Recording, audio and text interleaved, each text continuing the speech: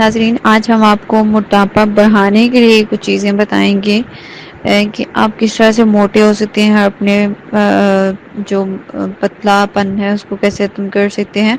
तो इसके लिए अगर आप अपनी डाइट में घी ज़्यादा ले लें और राइस ज़्यादा खाएँ, आलू खाएँ ज़्यादा और तली हुई चीज़ें लें, मिठाइयाँ, चीनी, केला और गोश्त वगैरह ऐड कर लें, तो इन चीज़ों से आप मोटे हो जाएँगे और आप अपने पतलेपन से निजात हासिल कर लेंगे।